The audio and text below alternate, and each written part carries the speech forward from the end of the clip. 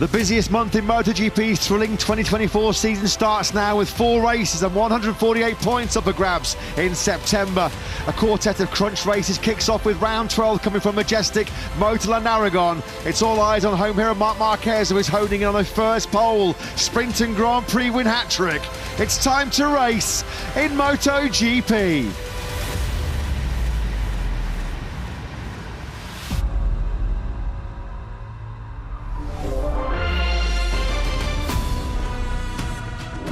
The MotorLand Aragon circuit, it's fast, it's technical, certainly demanding on tyres with the new surface introduced for our first visit to nearby Alcañiz since 2022. Just over 5 kilometres in length, 3.155 miles, 17 corners, 10 of them left, 7 of them right. Hard braking into the first corner kicks off the first sector as you weave your way up the hill through turns 2, 3, 4, 5 and 6. Sector 2 includes a sweep down a hill into the reverse corkscrew turns 8 and 9. In front of the Aragon wall at turn 12 and 13. Down the near 1,000 metre back straight into the final 2 corners. Turns 1, turns 12 and turn 16 offer good overtaking opportunities around this long layout with those 2 final corners, the highest stress zone for the Michelin tyres. Plenty of overtaking hotspots here in Aragon as well. And this was 3 years ago. What a showdown this was. Pecco Bagnaia versus Marc Marquez. Bagnaia eventually taking his first MotoGP victory after this exchange at 14 and 15. Coming up next then in MotoGP. Pedro Acosta is cooking on gas again as the rookie looks to deny Ducati a 9th successive podium lockout.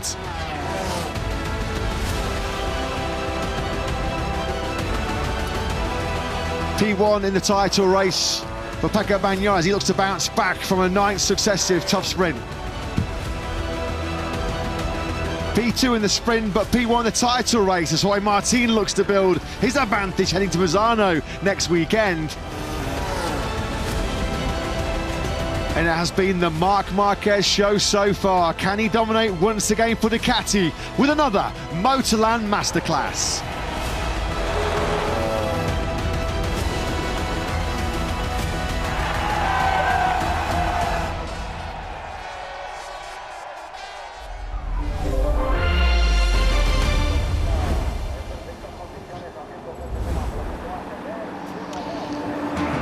So yesterday in the Tissot sprint over 11 laps, it was a dramatic start for world champion Pecco Bagnaia, launching from 3rd place on the grid, the dirty side of the circuit. This was his launch away. Huge wheel spin as he dropped the clutch on the factory Ducati, and it was a tough sprint from there on after for the reigning world champion, who took the checker flag in 9th place, lost crucial world championship points and lost the world championship lead. Back at the front with yet another 2nd place. Back at the top of the championship goes Jorge Martin, 3 points clear. But for the first time on the Gresini Ducati, for the first time in the Tissot sprint era, he's back in P1. Marc Marquez takes his first sprint success, and he is now all eyes looking for his first ever treble, the pole, sprint and Grand Prix victories. Can Martin and Bagnaia run him close? Of course, it was Pecco Bagnaia here 3 years ago in 2021 after the epic showdown with Marquez, winning his first Premier Class battle. Jorge Martin reeling off a succession of 2nd places. That great consistency, the big reason why Martin finds himself back once again as the rider they're all chasing in terms of the championship. Welcome to round 12 in 2024. Welcome to the MotorLand Aragon circuit. We are back for the first time since 2022.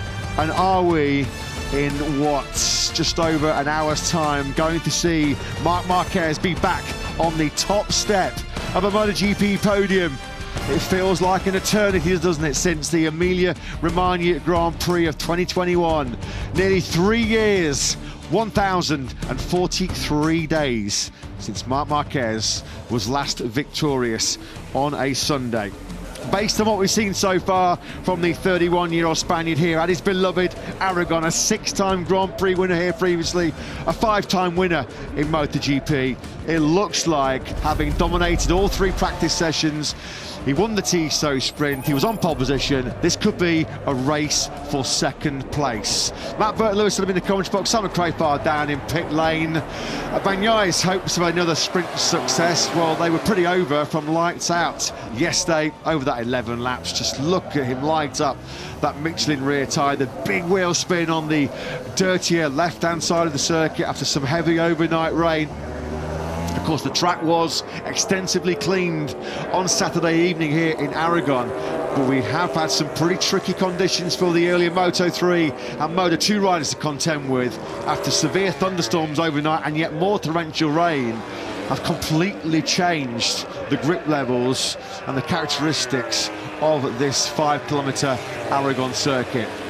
Had that Tissot sprint been 1 lap longer, and Pecco Bagnaia would have been outside the points. That was him taking the checker flag in a very lonely 9th. He just about fended off his VR46 Academy stablemate Marco Bezzecchi, but it was a pretty disappointing and underwhelming Saturday for the world champion, who's now playing catch-up once again in the title battle, 3 points behind Jorge Martin. If you're with us in warm-up this morning, they were trying to instruct Pecco Bagnaia to do his practice starts at the end of the session on his 3rd place grid slot on the grid. They did make a concerted effort yesterday evening, just as we were leaving the circuit actually, around about 6:30, 7 o'clock, to wash the track.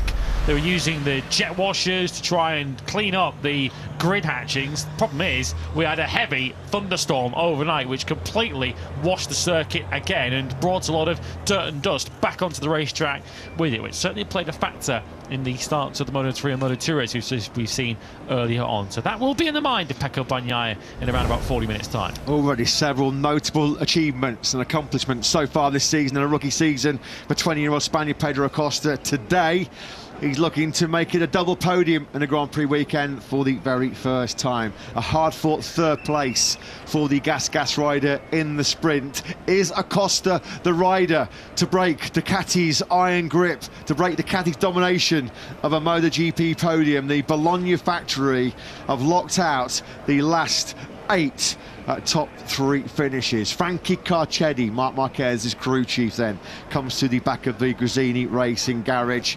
Marquez dominant in pole position. Nearly 9/10 of a second he was clear of the field. This is a replay then of him finally victorious for Gresini Ducati.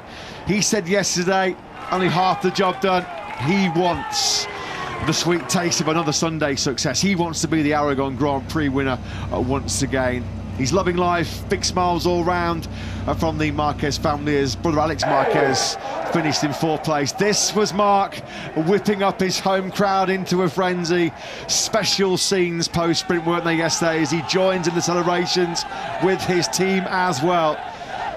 Since he suffered those career-threatening right arm injuries back at Jerez in 2020, there have been some dark days, there have been some long, painstaking recovery days where I'm sure Marc wondered himself whether he would ever get back to his best. He is back to his best, and he's going to take some stopping in this upcoming Aragon Grand Prix. There were some excellent rides behind Marquez in that sprint yesterday. We just mentioned Alex Marquez 4th. Miguel Oliveira in 5th place, the Portuguese rider, only his 2nd top 10 qualifying of the year, just his 6 point scoring finish in 28 sprints for Aprilia. Let's get some thoughts, Fist Boss, of maybe a repeat for Trackhouse Racing this afternoon from Davide Brivio, who joins Simon.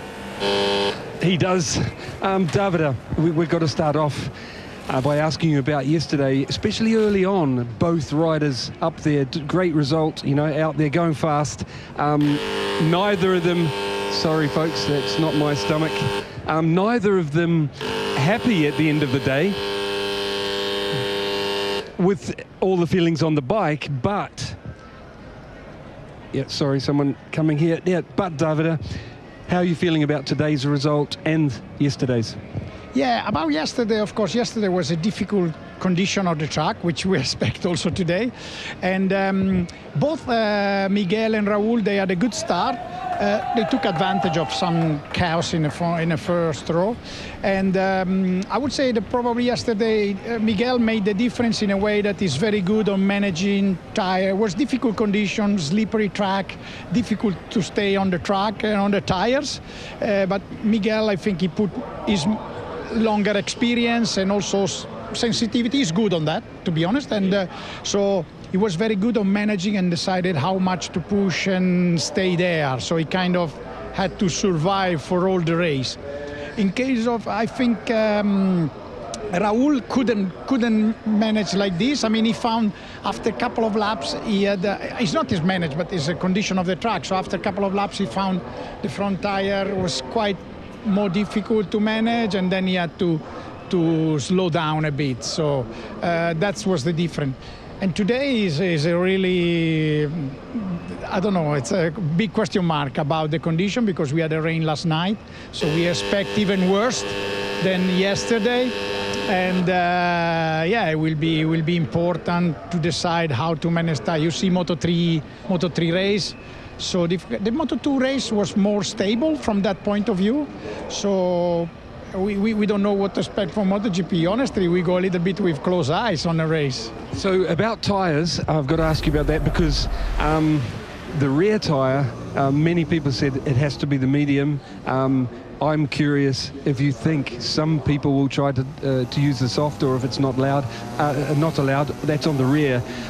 But also front seemed like a problem to last the distance. What do you think could be the choice there?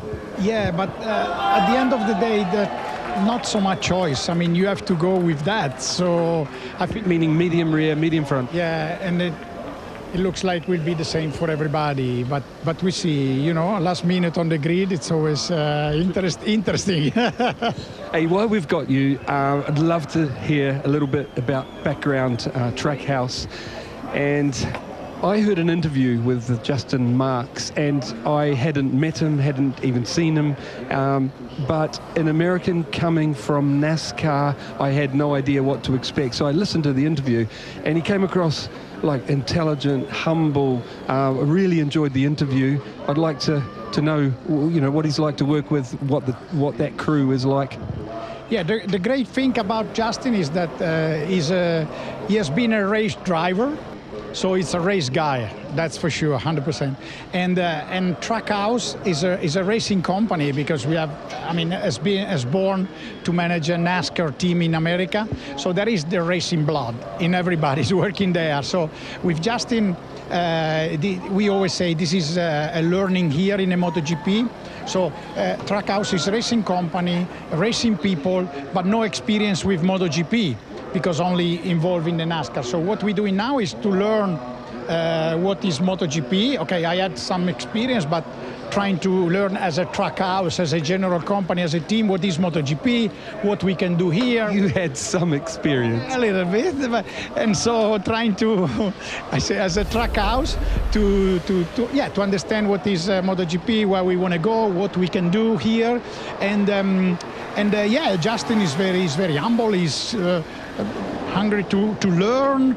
He wants to understand, and we try to explain everything. But and he has a vision, because also as a Trackhouse, if you think is a company started somehow to make business in the motorsport. So now Trackhouse, first of all, is called Entertainment Group. It's the holding company. Then we have NASCAR team. Now we have MotoGP team. Tomorrow can be whatever team, you know, in other category of the motorsport. So the idea is to develop our activity, racing activity in the motorsport. So that's the vision, and let's see, it's very exciting. Davide, you've got quite a hard time.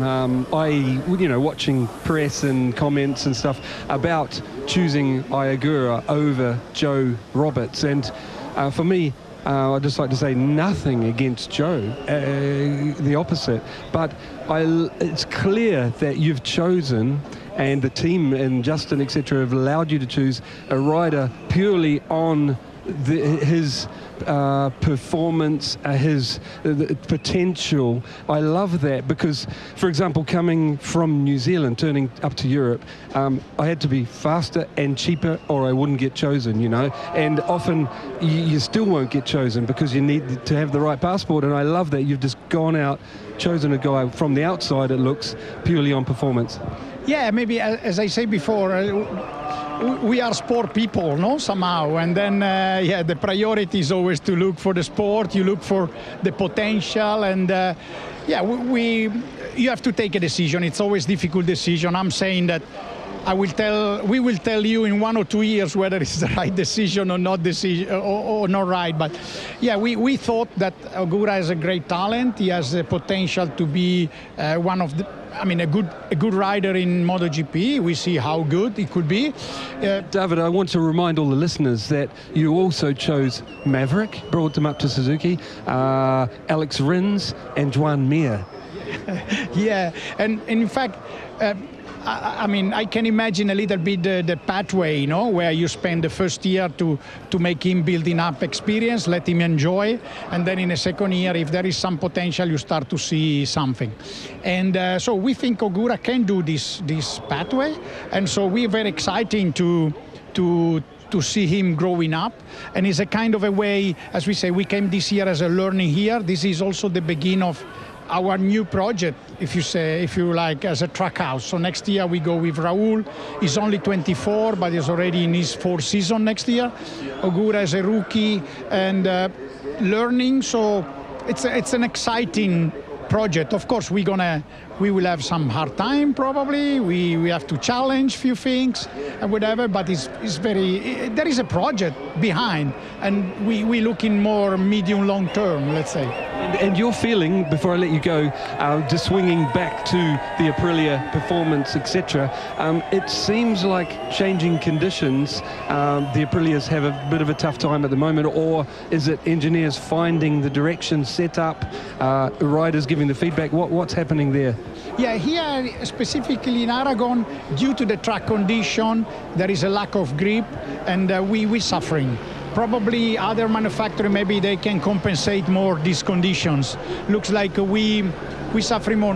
Friday we were brilliant. I mean, we got four Aprilia in the Q2 straight away because Friday afternoon. Yeah, Friday afternoon when the condition were going better. So, but then suddenly the rain, the condition. So we have to work maybe for the future on this. How to compensate when there is low grip on the track and whatever. But that's okay. That's the job. Last question for you. You know my job is always to keep my ear to the ground, and I heard a whisper this morning that maybe Wilco Zeelenberg won't be with you next year. Can you comment on that? Yeah, this is something that yeah, we discussed it. We took this decision, and I mean a big credit to Wilco for what he's done. I mean, honestly speaking, I arrived and I found a team that he has built through the years, and the team also, for most of the part, is not going to change next year. So big credit for what he has built up. And then as a track house, we thought that maybe going to the future, we had to find some different direction. Right? It's a sad from one side, it's a business on the other side. It's always difficult situation, and it's been very hard to come to this conclusion. Last thing before I let you go is, what are you hoping for today from your two riders? Yeah, we hope that Miguel can continue to do the job that he has done yesterday, manage well and try to stay. We have a good starting position. Miguel has to try to stay with the top group, and maybe Raul try to learn from yesterday and try to maybe be able to do better. Davide, thank you very much for your time. Good luck. You're welcome. Thank you very much, Simon. A fantastic interview there with Trackhouse Racing boss Davide Brivio. And some breaking news there. Sounds like a little bit of a reshuffle in the hierarchy of the American team next year, with one of their most experienced members, one of their most experienced personnel, Wilco Zeelenberg, no longer with the team in 2025. I just wonder whether somebody will tap into Wilco's vast experience next season as the pit lane opens then, and we can well and truly kick off the countdown to this 12th round of 2024.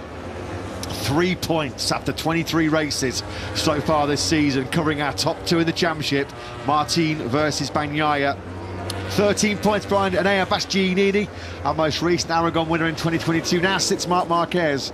Could he, at the end of play this afternoon, have muscled his way back inside that top three? 75 adrift in the championship now is Marc Marquez. A big ash, you feel, although there are still well over 300 points up for grabs, aren't they, as we move into the business end of the championship. 9 rounds in 12 weeks, and now not the time to be making the big mistake. It's all about the speed and the consistency married together in this crucial final phase of the season. Tyre selection is going to be really interesting when we get that initial information through. We'll show you it when we bring you the grid in around about 3 minutes time. Many, if not all, yesterday went for the medium front soft rear combination. Jorge Martin was among the riders who said he was out of rear grip quite early. Ran about half distance in the sprint yesterday, and we're going over double the distance this afternoon. Front tyre particularly critical around here, although Miguel Oliveira said that he had to really go for the medium front and was not interested in going for a harder front tyre today, because you don't really get any warning on the hard front before you're tucking it all together. So it's going to be a race where you're going to have to be very careful with which tyre you select, and also very careful in the early stages of this race not to take too much out of that Michelin rubber, and make sure you have something left for the end of this upcoming Grand Prix. Over 23 laps. Fair to say, he's pretty popular in this part of the world, isn't he, Marc Marquez? What a shot that was as he came in front of his army, his legions of 93 clad fans just in front of the iconic Aragon wall. They are used to seeing the 31-year-old Spaniard get the job done here in MotorLand Aragon. In terms of Grand Prix victories, 6 previously, 5 in MotoGP, 8 podiums, 8 pole positions, and of course throw in a gold medal from yesterday's Tissot sprint. Can he find his Midas winning touch once again, though, over the full race distance? You sensed yesterday, yeah, he was happy. He was very satisfied to have found his way to P1 for the first time for Gresini Ducati yesterday. But this is when the big points are on offer, as he does look to try and galvanise his slim title hopes. Anything can happen over these next few Grand Prix. We can get all sorts of different weather conditions thrown at us when we go to Southeast Asia, Buriram, Indonesia. You never know what to expect in Australia, in Phillip Island. Of course, last year we unfortunately didn't even get to run the Tissot sprint down under after the stormy weather rolled in on Sunday. We are firmly ensconced, aren't we? Deep in the heart of the Marquez fan club. The red flags waving proudly for what they expect, what they almost demand to be the double victory here today for Marc Marquez. There'll be a few red flags waving as well for Pecco Bagnaia. Yesterday you felt he was waving the white flag with those tyre issues in the Tissot sprint, although he does make a habit, Lewis, out of always finding something to save his weekend on a Sunday. And what we often see for Pecco Bagnaia is early aggression, and you can look at the dust and dirt that comes off that rear tyre of Bagnaia's Ducati. Look at the colour of the tarmac that he's going to be sitting on. You can see the changing colour from the sidewall of the tyre to the main central patch of it. Bagnaia already in conversation with his crew chief there, pointing about whatever he's seen. I guess they're going to come to the grid with an old tyre and then switch to a new one when the race gets underway. The start was where Bagnaia's sprint started to go wrong yesterday, and of course he's not really had the opportunity to do a dry weather slick shot start from that grid position since yesterday. It's been a long time since I've seen Bagnaia in such an in-depth pre-race discussion with his crew chief Christian Gabarini. You can just sense there a little sense of hesitation of what might be to come for Pecco Bagnaia. As we remind you, pretty much every class this weekend, every time they've ventured out on circuit, they've had to deal with wildly different track conditions and grip levels. That will be the case once again here today. Well, it was a superb 5th place yesterday in the sprint for Trackhouse Racing's Miguel Oliveira, a former Moto3 race winner around this Aragon circuit. I'm delighted to say Miguel joins Simon down on the grid. He does, Miguel. Great job yesterday. A lot bigger distance today. What are you expecting? Well, for sure a hard race. I don't know how much we can manage at the beginning, but for sure it will be a race of management somehow, either the front or the rear or even both. So the track seems okay now. I don't know if it's better than yesterday or not, but we'll understand in the beginning of the race. Thank you. Good luck. Thank you.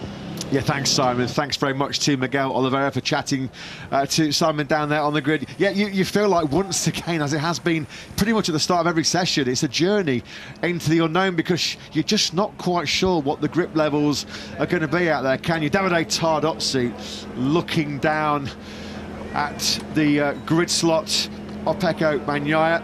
Well, it's been a great build-up to this Aragon Grand Prix for LCR Honda. Confirmation that they are welcoming Somkhiat Chantra as the first Thai MotoGP rider in history next season. Johan Zarco, the leading light for HRC so much this season, the first Honda rider to go into Q2 in 2024. An unfortunate incident, though, contact with Jack Miller ruled him out of the sprint yesterday. He lives to fight another day, though, today, and where can he fight his way through to? Let's get some thoughts from the boss, Lucio Cecchinelli, who joins Simon. Yes, Lucio. Unreal job from Johan in qualifying, and I was so looking forward to see what he could achieve in the sprint, and it ended really early on. Such a shame. What are you expecting from today? Well, we were very curious to see the potential results of the sprint. As you know, there was an accident. He touched with Jack Miller and then he crashed. So we don't really have a lot of data, and we don't really know exactly the ability of our pace, because yes, we will be able to be fast for 1 or 2 laps, but we didn't make a real race simulation. So we are also curious and a little bit thrilled to see what's going on, what's going to happen. Thank you. Good luck. Thank you. Yeah, thanks, Simon. Thanks to Lucio Cecchinelli. There is Miguel Oliveira launching away from the middle of the third row in 8th place. There is just a lot of concerned faces, aren't there, down in the Castelnuovo team garage. And we could see on the sighting lap, couldn't we, as well, as he just got the power on coming out of the second gear, turn 15. Big wheel spin on the throttle for Bagnaia as he launched down the back straight. Now then, Gasca, well, the Piero Mobility group found their way back to the podium yesterday thanks to Pedro Acosta. A fighting 6th place for Brad Binder. Is there more to come from the South African and KTM? Well, let's find out as the boss Francesco Guidotti joins Simon. Yeah, it's exactly what I want to know, Matt. Francesco, tell us, is there more? You think the longer distance could be better for Brad than the 6th, or not? And also about Jack. I mean, it's a big question mark for everyone, I think. Nobody proper tests the medium rear in any condition. I saw someone used during PR, but the conditions are completely different today. So I think it's a big question mark for everybody. And yeah, let's see. I mean, we have to try. So nobody will choose the softer option rear, you think, or the harder option front? Softer option rear is not an option. It's been withdrawn from the allocation, so we can't use. And no, also the hard front can be an option. I mean, we already struggled all the weekend long with the soft and the medium, with the lack of grip and understeering problem. So yeah, medium I think is the common choice for all the grid. Thank you. Good luck. No problem. Thank you. Yeah, thanks very much, Simon. Thanks to Francesco Guidotti. As we saw on the grid graphic just a few moments ago, all riders coming to the grid with the medium front and medium rear time. I'm just trying to wrap my brain. I think it was only Jorge Martin for a very short stint on Friday that did a few laps, a handful of laps if that, on the yellow banded hard front tyre. So Miller it looks like, yeah, Jack Miller very, very briefly. Ralph Hernandez, well, the start of his comments in the Trackhouse Racing press release yesterday, he gave a pretty clear indication of what he felt about his ride to 11th in that 11-lap sprint. I'm super angry, super angry. I think it's fair to say he wasn't very happy at the end of that sprint. Missed out on the points in the end, finished in 11th place. He was in that group led by Pecco Bagnaia in the closing stages.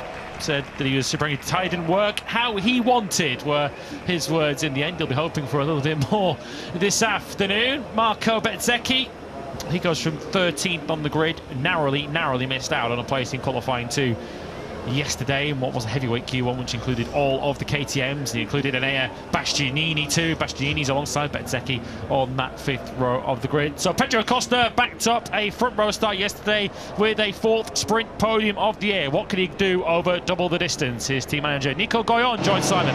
Yes, Nico, what a job from Pedro yesterday, qualifying and the sprint. Double the distance, what are you expecting? Well, this race is going to be more tricky to manage for sure. We are struggling so as the other rider with the front tire and also the rear tire. The rear is going to be different compared to yesterday. Yesterday, most of the riders they were on soft. This race they will all be on medium, so it's going to be medium. The medium front will be tricky to manage, and we'll also need to manage the rear. So I really think the pace will be good, but it's going to be a way to manage both tires. And Pedro, how do you think he's equipped to do that? Even though he's a rookie, he's done some surprising things. What do you think? Yeah, no, we've seen a few races in Barcelona, for example, where you need to manage the tire. He's not so bad in this management.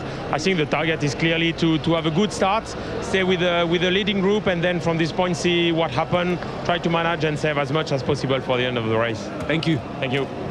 Yeah, thanks, Simon. Thanks to Nico Goyon. The 3 buzzwords coming into this 23-lap race are grip, tricky and tyres, aren't they? The words coming out of all team managers and all riders, you feel this is going to be all about the time management. Pecco Bagnaia just... I don't think I've ever sort of seen the reigning world champion just look quite so sort of... not agitated, flustered, or yeah, he just not as settled as we're normally used to seeing in the ice-cool Italian, are we? Once again, look, they're still looking over the laptop. As soon as he got the power on, as soon as he even opened the throttle coming out that turn 15, he just got wheel spin, no dry grip whatsoever, and that's on a sighting lap. Yeah, and he's going to have to put a lot of horsepower into those tyres and into the rear of that Ducati when he gets off the line. Let's get the very latest from the world champions camp on the grid. Davide Tardozzi's with Simon. He is. He's also with Danny Aldridge. Now I've got him. Davide, please tell us what's going through your mind. That it will be a very difficult race because we saw what it happened in Moto3, Moto2. They was lapping really very slow compared to the lap time they did in the practice. So that means that the ground is completely different from the practice, and will be very difficult to manage the front and also the rear tire. Today the medium will be not with the same performance and grip of the soft, so I think that it will be a very difficult race, but anyway I think that Marc Marquez will make the difference as he shows during the weekend. One other thing, yesterday on the grid you mentioned Pecco did a last-minute change, and did you get to test it or not? Will you stay with that last-minute change? Yeah, we stay with that because we are pretty sure yesterday was not a matter of setting. Anyway, yeah, we stay with the same setup, and we see what it's going to be today. Thank you, Davide. Thanks, Simon. Thanks to Davide Tardozzi. Yeah, this is going to be all about the time management, all about the risk management all weekend, when the track has for the most part been quite slippery, quite greasy. Marc Marquez has said these are my conditions. He loves the low grip conditions. He certainly loves anti-clockwise circuits. Aragon, I think it's one of only 4 circuits on the calendar where he's won at least 6 times, throwing the Saxon Ring, of course, Austin and Misano. Some good tracks, aren't there, coming up for Marquez to maybe force his way back into title contention. Well, if he is going to force his way into the title picture, he's going to need wins, and plenty of them. Yeah, not the only Marc Marquez cheerleader in this part of the world. Jorge Martin certainly has his support too. Of course, the leading light from a Spanish point of view last year, and of course the leader of the World Championship now after the events of yesterday. does Jorge Martin, potentially with Bagnaia on his back foot somewhat heading into this Grand Prix, despite starting ahead of Jorge Martin on the grid. Is this an opportunity for the Spaniard to put a little bit more distance between himself and the reigning world champion heading to Bagnaia's territory of Misano next weekend? One of the key reasons why Martin is once again our World Championship leader has been his awesome consistency. 18 podiums now for the Martinator in 23 races. That's the kind of form, that's the kind of point building which will build you towards a first MotoGP World Championship, one he's desperate to win, of course, and just show Ducati they were wrong to plump for Marc Marquez as Bagnaia's teammate in 2025. The Maverick Vinales fans are out in force, and they were not happy. They're making a lot of noise, but what they saw yesterday didn't cheer them up, as Vinales was the last finisher in that sprint yesterday. 37 seconds he was behind Marquez at the checkered flag. The Aprilia's just really struggling to find grip in the greasy conditions. As we pause then now for the national anthem. Las versiones de cortas del himno de España y de Aragón.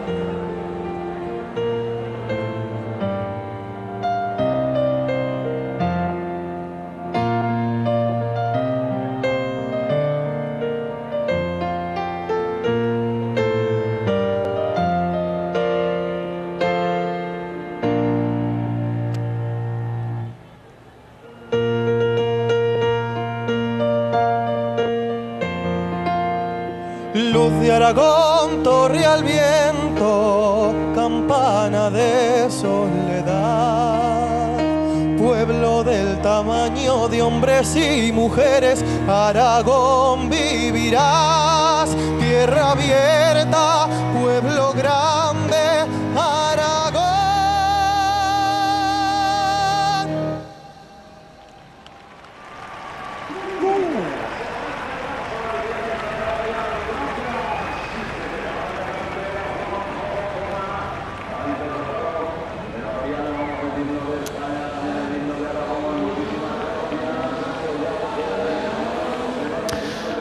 To the grid then as we get ready for the Grand Prix of Aragon. Jorge Martin took the World Championship lead yesterday after his podium finish in the sprint. Can he retain it? Let's head to the grid and hear from Fonzie Nieto, who's with Simon. Fonzie, I'd love to hear what you think as an ex-rider and working with Jorge Martin. I was worried when Marc was running away with that awesome pace, and we know how Jorge doesn't like to get seconds, and he really used his head, managed the situation and took what he could for the championship, and I was quite impressed with his maturity. I want to hear what you think. In this time of championship, we have to start a little bit thinking on the championship, you know. Market is a little bit away on points. For that, we have to think on next races. Marc saw his level this weekend is difficult to catch, and I know this is a Spanish race and every Spanish riders want to win, but we have to keep calm. The race was going to be very long distance. The track is a little bit dirty after the rain of last night, and we have to keep calm on the beginning, because sometimes we see the front tire start to break a little bit, and it's very difficult to ride when this happens. We have to be calm on the beginning, and we'll see. Thank you. You're welcome. Yeah, thanks, Simon. Thanks to Fonzie Nieto then. As the fans, you can see, well, the fans using the fans to try and keep themselves cool ahead of this 23-lap Grand Prix of Aragon. Our final European doubleheader of the 2024 World Championship campaign. Of course, next weekend, we're heading off to the Adriatic coast of Italy for the San Marino Grand Prix. And then we are back for the Emilia-Romagna Grand Prix. It's all eyes, though, on Marc Marquez as he looks to complete his first treble, a pole, sprint win and Grand Prix win. Let's hear from the boss, Michele Rossini, who's with Simon. Michele, Marc, amazing yesterday in these tricky conditions. Alex, also fantastic ride. I'm wondering, is there anything that can stop Marc today? Some things you're worrying about or not? No, the feeling was more than great during all the weekend, so let's see if today we can put the cherry on the cake. And Alex? Alex yesterday made a solid sprint race. And today I think that with the manage of the medium rear tire, we can make a great race also today. So we'll see. Thank you. Thank you. Thanks, Simon. Thanks to Grazzini Racing's Michele Massini. Yeah, they are now just looking to put the cherry on the top of the cake, the icing on the cake, as Marc Marquez looks for his first win in 1,043 days. Leading your second row of the grid, there he is, Jorge Martin. He is winless on a Sunday since that brilliant victory and the French Grand Prix in Le Mans. Did a really good recovery job yesterday though, Martin, to qualify in 4th place and then take second in that 11-lap Tissot sprint after a very heavy crash at turn 5 in the earlier Q2 session. As Pecco Bagnaia then gets himself ready 3 years ago, right here in Aragon 2021, this amazing journey started for Pecco Bagnaia. That was his first victory after that great late battle with Marc Marquez. Since then, he's won another 24 MotoGP Grand Prix and fired himself up into the top 10 all-time winners in the Premier class. He's right up there with the great and the good who've raced previously in our proud championship history. Ducati, well, it has been a long time. 8 successive races that Ducati have locked out the Sunday podium. A long time since we've seen anybody other than the Ducati in Parc Ferme. Is Pedro Acosta going to break that stranglehold on that top 3? 3rd in the sprint. Acosta goes from that front row.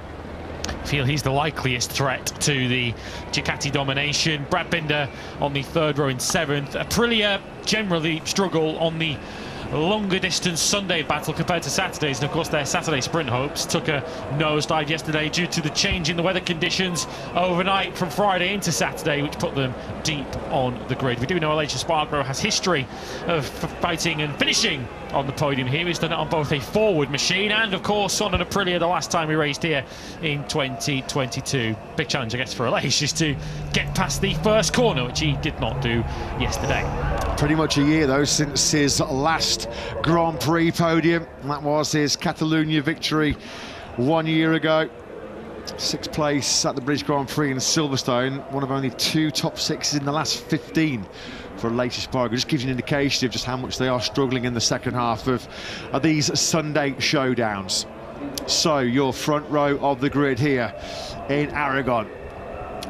World champion, double world champion, former Aragon winner Pecco Bagnaia starts from 3rd place.